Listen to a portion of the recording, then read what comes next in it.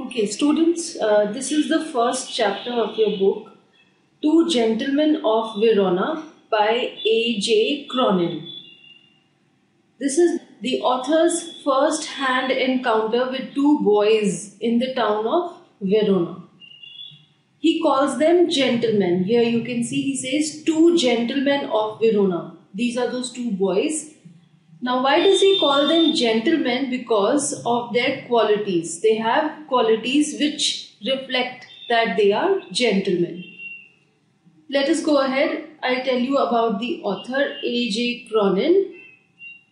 His name was Archibald Joseph Cronin. He was a Scottish novelist and physician. Here you can see this is the world map, and this area which is colored in red, this is Scotland. So this author A.J. Cronin belonged to Scotland. He was a novelist and a physician. He practiced medicine in Wales and in London. Cronin gave up practicing medicine and took to writing as a career. He wrote a number of novels and short stories, and among his best known novels are the books The Citadel, The Key of the Kingdom, and The Spanish Gardener. Some of his novels have also been made into successful films. This is the chapter. I'll read it out to you, and as I go through it, I'll discuss it also. As we drove through the foothills of the Alps, two small boys stopped us on the outskirts of Verona. Now over here, Alps is a mountain range in Europe. It passes through 8 countries. They are Austria, France, Germany, Italy, Liechtenstein, Monaco, Slovenia and Switzerland. This is the map, and this red colored line is the Alp mountain range. This area is Italy. So the author is saying as we drove through the foothills of the Alps. So perhaps they were driving somewhere over here. He says two small boys stopped us on the outskirts of Verona. Verona is a city in Italy. They were on the outskirts of Verona. Here you can see this is the map of Italy, and this red colored area is the town of Verona. So the author and his companion, they were somewhere on the outskirts of Verona. Students, Romeo and Juliet, these are the two characters from the play written by Shakespeare, and they are believed to have lived in the town of Verona. Let us go ahead. They were selling wild strawberries. Don't buy, warned Luigi, our cautious driver. You will get fruit much better in Verona. Besides, these boys.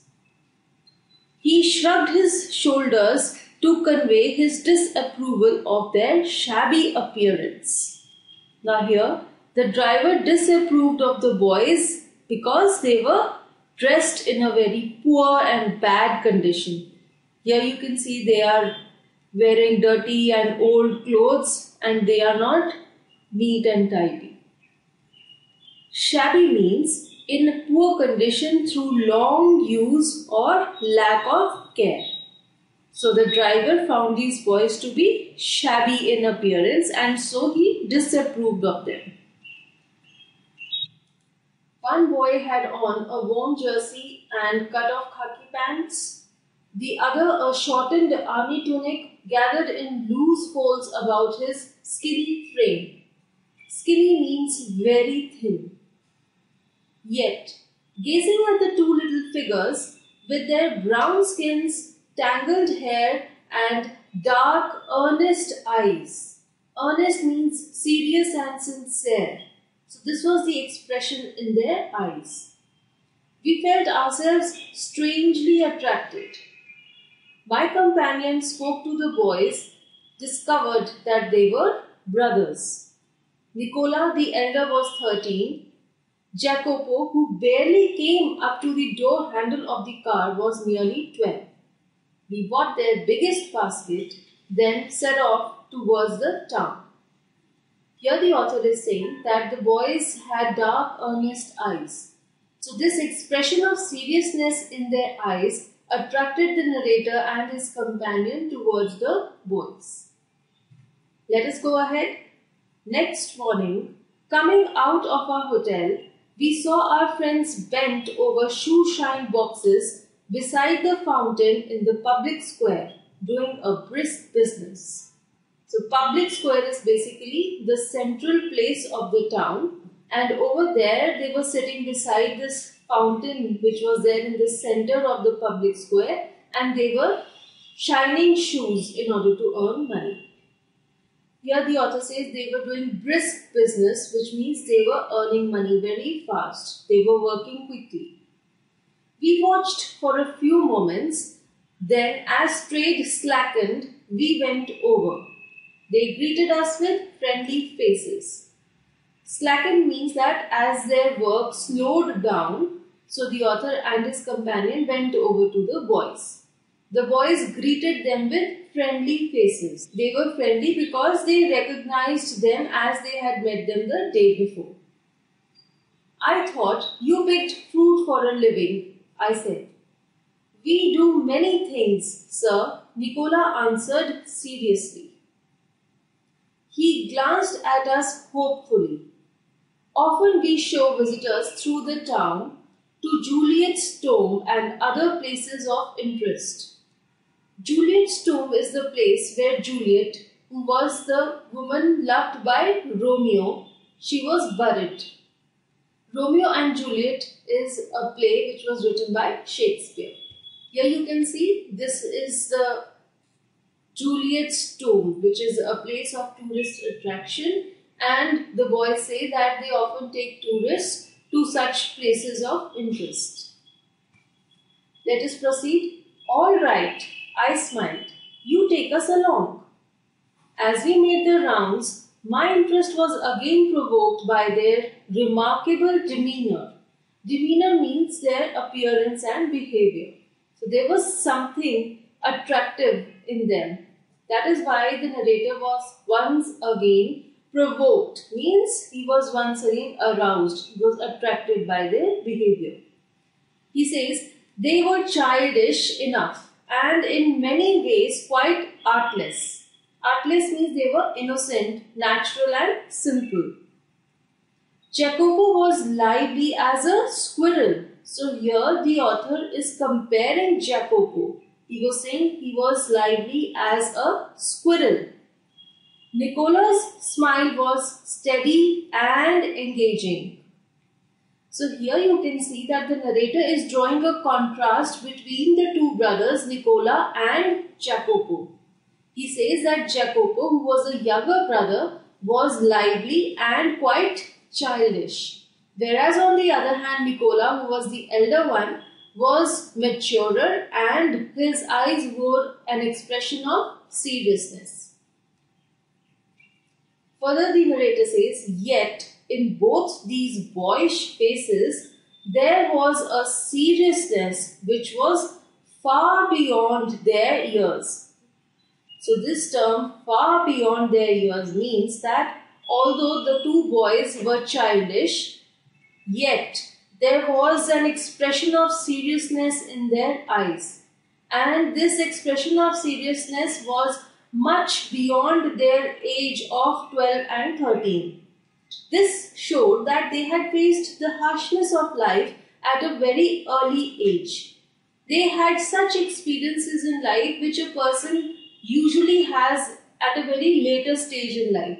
And as these boys had faced all those things at such an early age, that is why there was an expression of seriousness in their eyes which was far beyond what children of their age usually have. Further, if we wanted a pack of American cigarettes or seats for the opera or the name of a good restaurant, Nicola and Jacopo could be relied upon to satisfy our needs. What struck one most was their willingness to work.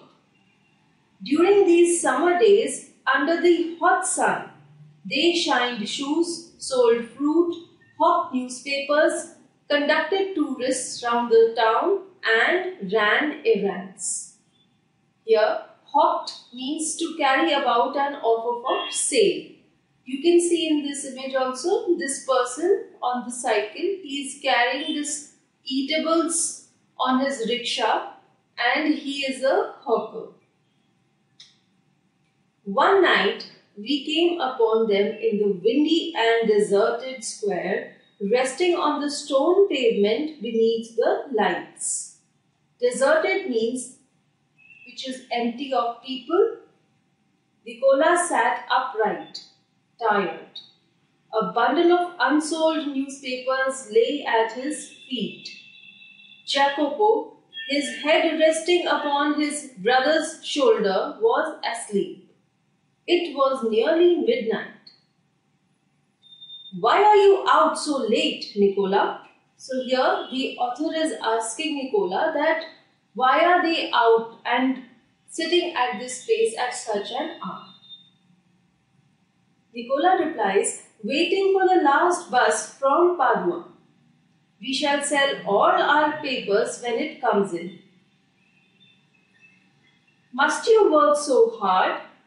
You both look rather tired. We are not complaining, sir.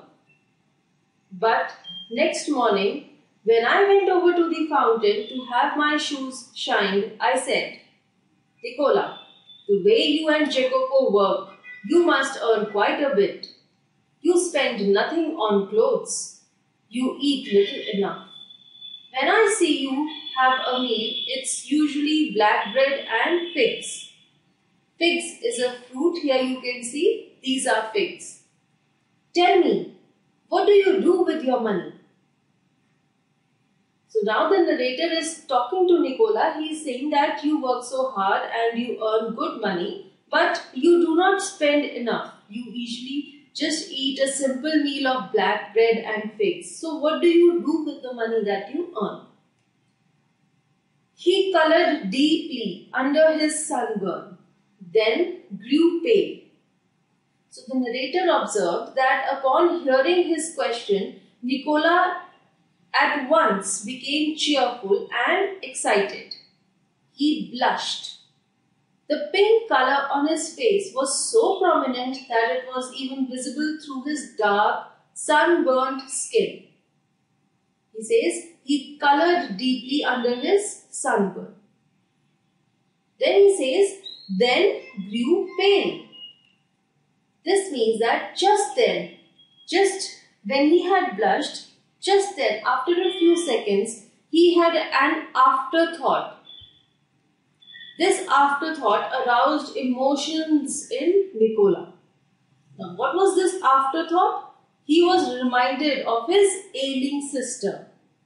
They were collecting all this money for her treatment, and when he recollected about her that she was suffering so much, his face became sad and it turned pale, dull and colorless.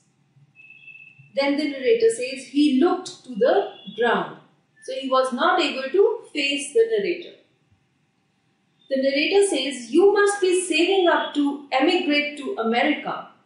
Emigrate means to leave your own country in order to settle permanently in another country. I suggested. He looked at me sideways, spoke with an effort. Now why is he trying to speak with an effort? Because this topic arouses a lot of emotions in him and he is not able to talk comfortably. We should greatly like to go to the States, but here at present we have other plans. This is what Nicola replies to the narrator. The narrator asks, what plans? So Nicola smiled uncomfortably. Just plans, sir, he answered in a low voice. So why Nicola is uncomfortable and he is speaking in a low voice? because he is not interested in continuing the conversation. He just says just plans because he is reluctant in sharing his problems as he does not want sympathy and help from anyone. Well, I said, we are leaving on Monday. Is there anything I can do for you before we go? Nicola shook his head, but suddenly Jacopo said, Sir, he burst out. So here the author is saying that there is a contrast between the behavior of both the brothers.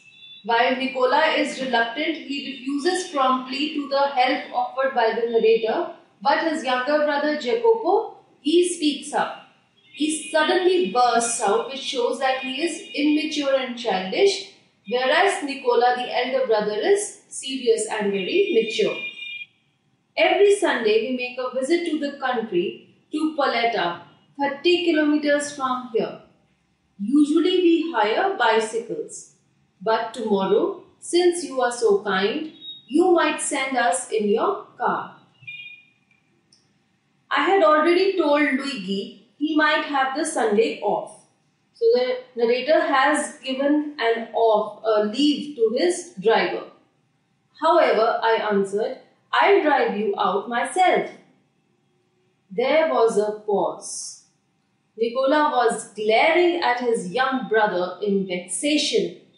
Vexation means that the state of being annoyed.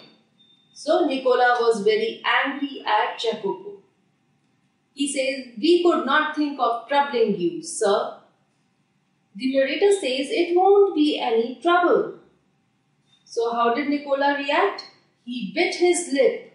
Then, in a rather put out tone, he said, very well.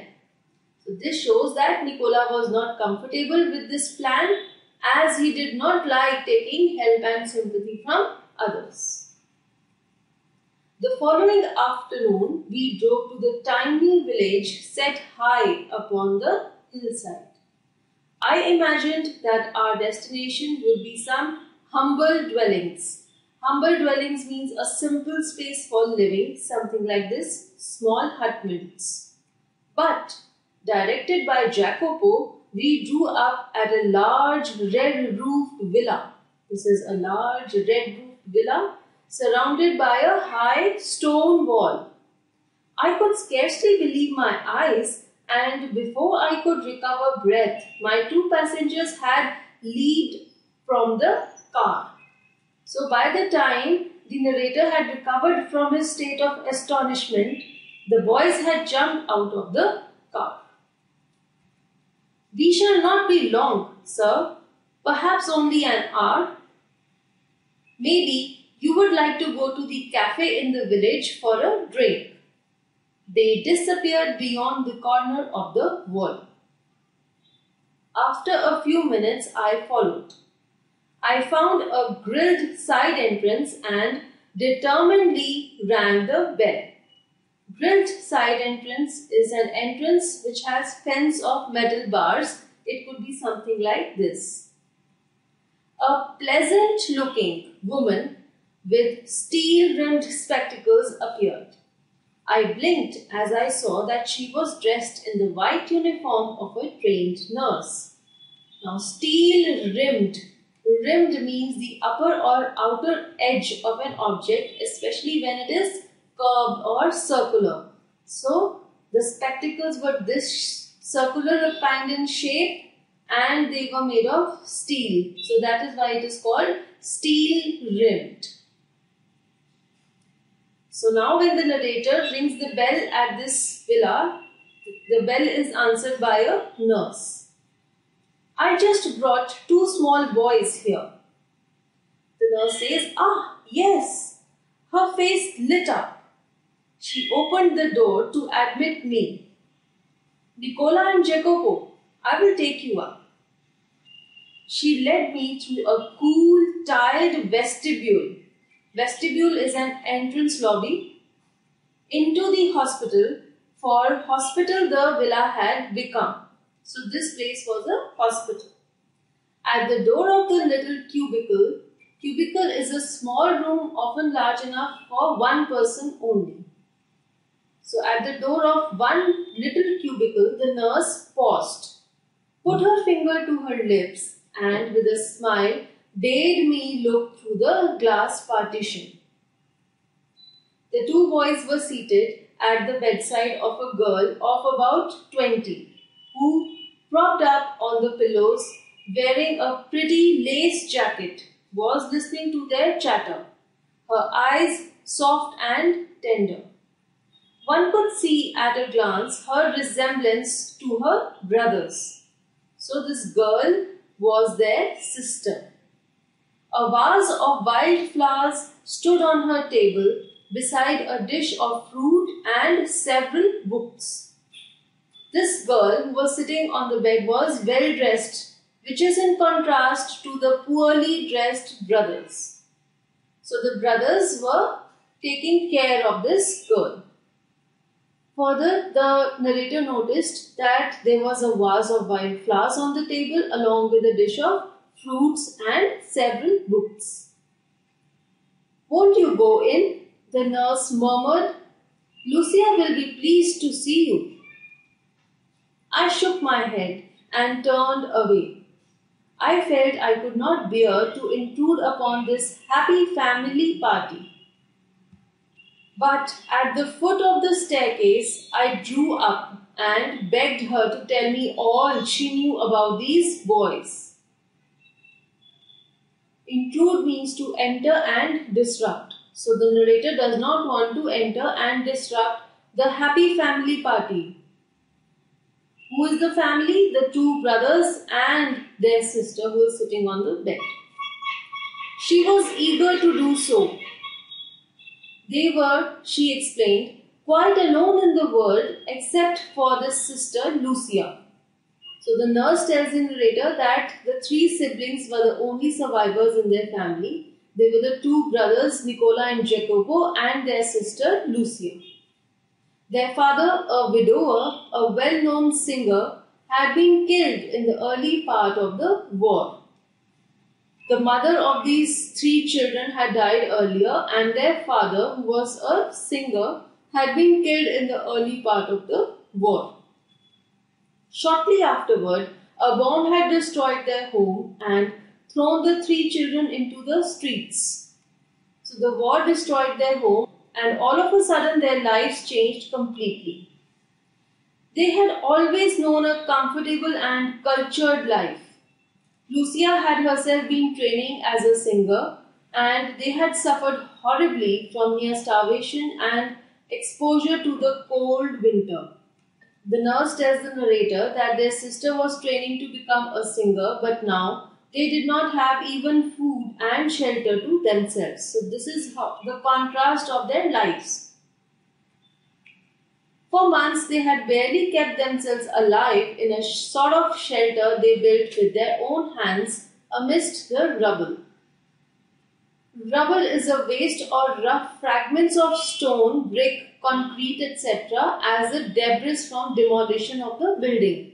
So they were living in the debris from the house which had been demolished by the bomb. Then for 3 years the Germans ruled the city. The boys grew to hate the Germans. They hated the Germans because they had they had destroyed their home. When the resistance movement began secretly to form, they were among the first to join. Resistance movement is an organized effort here by the civilians, by the general mass of the people who want to resist the government or any occupying power, any person who has occupied their country and has disrupted their order and stability. When the war was over and we had peace at last, they came back to their beloved sister and they found her suffering from tuberculosis of the spine. She paused, took a quick breath. Did they give up? I do not have to answer that question. They brought her here, persuaded us to take her into the hospital. In the 12 months she has been our patient, She has made good progress. So the nurse says that the brothers' positive approach and determination to get their sister cured has helped the staff to treat her well. There has been a remarkable improvement in her health in the past 12 months. There is every hope that one day she will walk and sing again. Of course, everything is so difficult now. Food is so scarce and dear. We could not keep going unless we charged a fee. But every week, Lucia's brothers have made their payment. She added simply, I don't know what they do. I do not ask. Work is scarce in Verona, but whatever it is, I know they do it well. Scarce means not enough. So the narrator replies, yes, I agreed. They could not do it better. So the narrator agreed to the nurse because he actually knew that the boys worked really hard and now he came to know their purpose also. I waited outside until the boys rejoined me, then drove them back to the city. They sat beside me, not speaking. For my part, I did not say a word. I knew they would prefer to feel that they had safely kept their secret. Their secret was that they had an elder sister, Lucia, who was ailing and undergoing treatment at a hospital. So these two boys did not want that anyone should come to know about this. So the narrator also did not discuss this fact with them in order to safely keep their secret. Yet their devotion had touched me deeply. War had not broken their spirit. The narrator was moved by the devotion which the boys had for their sister. He says that hardships and sadness had not weakened or stopped them. They did not bother about their own needs, but they worked so hard to provide the best for their sister. This showed their selflessness. Their selfless action brought a new nobility to human life, gave promise